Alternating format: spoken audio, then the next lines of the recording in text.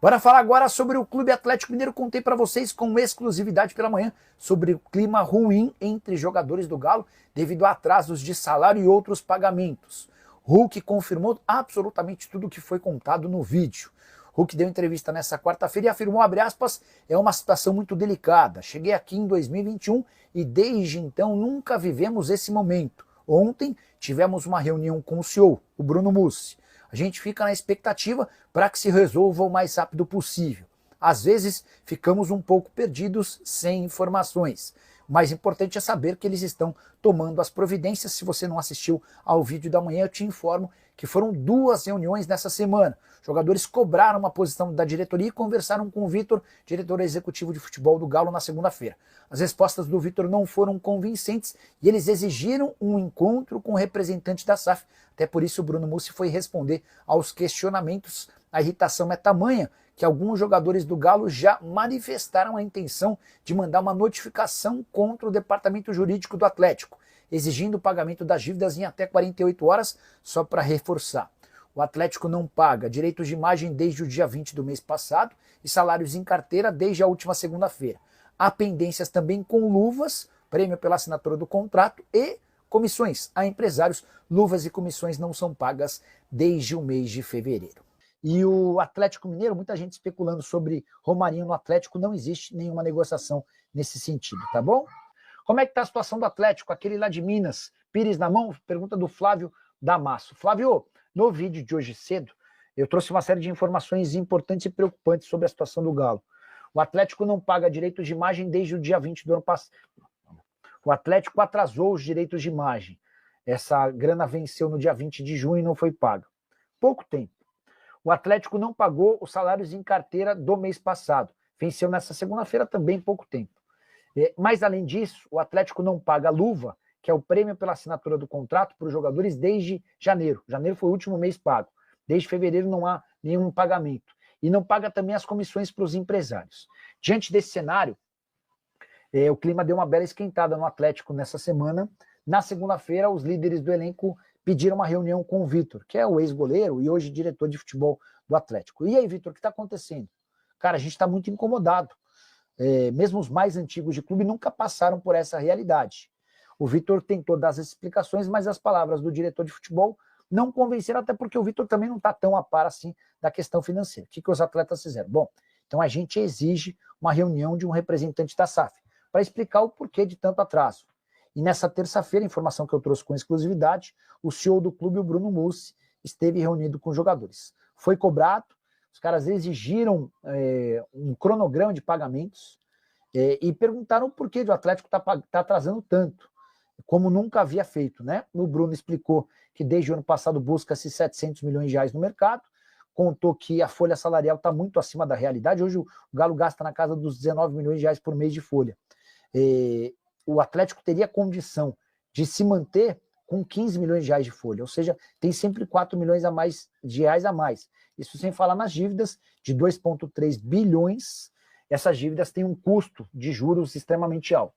No fim das contas, o Hulk deu uma entrevista nessa quarta-feira, confirmando o encontro com o CEO, com o Bruno Mussi, confirmando que desde 2021, quando ele havia chegado, o Atlético nunca havia passado por uma situação financeira tão drástica e demonstrando preocupação, tá bom? Por causa das finanças, só o Galo pode sair.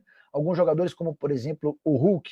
Tiagão, eu cheguei a ouvir que já tem jogador que estava mandando notificação ao departamento jurídico do Atlético, só para explicar como é que funciona. Os caras mandariam essa notificação para avisar, olha, vocês têm 48 horas para me pagar, se não pagarem eu vou para a justiça. Mas eu não consegui a confirmação de ninguém que esteja próximo ou esteja nesse caminho, tá? O que eu posso contar é que os caras estão incomodados. Preparativos finais do Atlético para o retorno ao Campeonato Brasileiro. Após um mês, o Galão da Massa estará em campo no sábado, 9 horas da noite, Arena Fonte Nova, em Salvador, diante do Bahia. Um confronto direto de equipes que estão disputando ali para chegar ao G4 do Brasileirão. Para essa partida, o atacante Coelho poderá ser novidade entre os relacionados. Ontem, no treino aberto que pudemos acompanhar na Cidade do Galo, ele participou de toda a atividade. Ainda está no processo de transição, mas pode ser liberado ainda hoje e aí amanhã viaja com o time. O que já aconteceu, né, de fato, com o Guilherme Arana, foi liberado no início da semana. As ausências, apenas o goleiro Everson e o atacante Rony estão suspensos com o terceiro cartão amarelo. Gabriel Delfim será o responsável no gol atleticano e lá no ataque, pelo que a gente acompanhou das atividades, principalmente a de ontem, que foi aberta à imprensa, o Cuca escalando o Hulk ao lado do Dudu, já que não tem o Rony, e aí fortalece o meio-campo com um quarteto ali, Alan Franco, Rubens, Gabriel Menino e também o Gustavo Scarpa. Patrick, que está nessa disputa no meio-campo, fez bons jogos. Antes da parada, ontem, por exemplo, não participou com um problema na região lombar. E o Fausto Vera, que acabou perdendo espaço nos últimos tempos, também ontem não esteve em campo com uma gastroenterite. O Atlético, portanto, tendo o Coelho confirmado entre os relacionados, a briga vai ser boa no ataque. Nesse jogo o Rony não vai poder jogar. Mas daqui em diante, tendo o Rony, as opções: Hulk, Dudu, Rony, Coelho, Júnior Santos. Vai ter muita gente brigando para poucas vagas neste ataque atleticano. Sobre questão salarial, ontem o Hulk comentou que é uma situação chata, que incomoda os atletas. Ele não havia passado numa situação desta forma, né, com atrasos que estão acontecendo mês após mês. No Galo houve uma explicação do CEO do Atlético com os atletas, que é um período agora que a turma vai ter que considerar, porque o Galo está procurando um novo aporte para quitar dívidas emergenciais e, por enquanto, estão ainda em débito o salário deste mês de julho e os direitos de imagem que venceram no dia 20 de junho. Um abraço.